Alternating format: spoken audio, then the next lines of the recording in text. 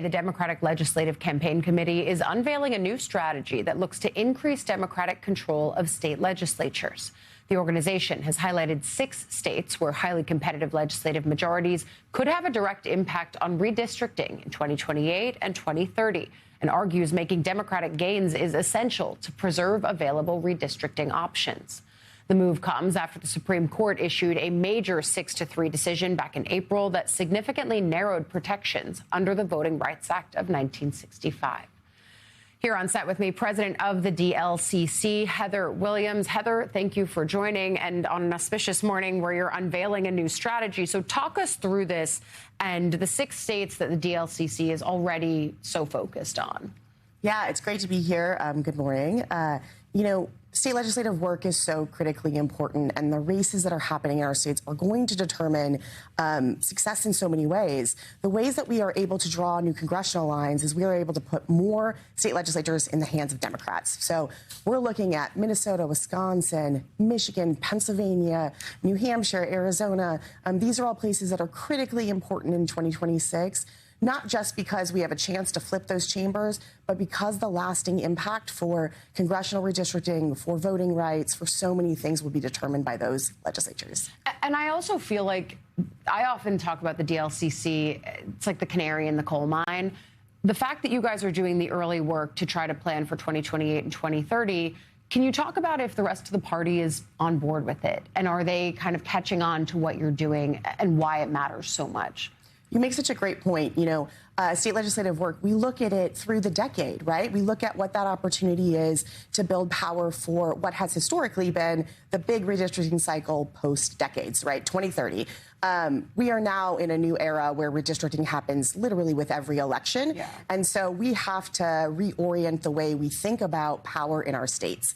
I think we've got great allies up and down the ballot. We're going to continue to see attention and focus on this ballot level because we have to. It's no longer an option, or it's no longer a place where we can just say, hey, the top of the ticket coattails will carry it. That's neither true, nor is it a strategy. So I feel really good about being able to articulate where the opportunities are and understand what they mean for short and long-term power. And I think we have this incredibly generational opportunity in November.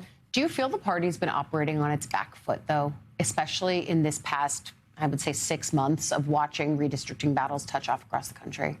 I think, the proactivity that we have at this ballot level, this ability to look election to election and kind of build a long-term strategy is something that has been unique to our ballot level and our organization at DLCC. I think that the need for state power as being the first step in a redistricting strategy is clearer than it's ever been. And, that first step is really electing more Democrats, putting them in positions of power, not only majorities, although obviously that's where you get the pen, but thinking about supermajorities, thinking about putting Democrats in the negotiating room. In Texas, we didn't have the majority. They were able to shine a spotlight because they had some level of negotiating power. And when we think about where we go from here for the long term, that is so important. Yeah, especially as we head into 2030 and another census year, and that is typically when you would see the lines be redrawn. Of course, we're doing all of this mid-cycle redistricting now that only adds to the confusion, both on the part of people like us who are just trying to follow it, but then, of course, for voters who have to actually vote in whatever the district lines are whenever they are established. It strikes me that redistricting is just one of the things that's roiling the way that the upcoming elections might be waged. You've got Supreme Court still waiting to rule on mail-in ballots. They've got a campaign finance case before them as well. How are you guys doing some early legwork to try to, anticipate what the court might decide, especially when it comes to mail-in ballots? Yeah, it's such a great question. And I think it's such a reminder that we're talking about these legislative chambers in terms of redistricting, but the reality is that they determine our voting laws. They certify the path to the presidency.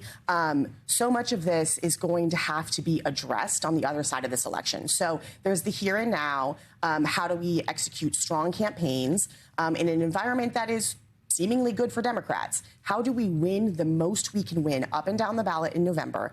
And then how do we get to work immediately following to ensure that those democratic values are strong, that we are securing the sanctity of mail-in ballots, that we are securing the certification of the presidential election. All of that is going to run through our state houses, and our map anchors in presidential battlegrounds. So a lot happening here. Yeah, that's definitely right. You see Arizona, Michigan, Pennsylvania, and Wisconsin on any list, and you're like, okay, we're not just talking about whatever we're talking about. We are definitely talking about presidential battlegrounds. We are going to be watching very closely those states and the work that you're doing. President of the Democratic Legislative Campaign Committee, Heather Williams, always good to see you. Thank you.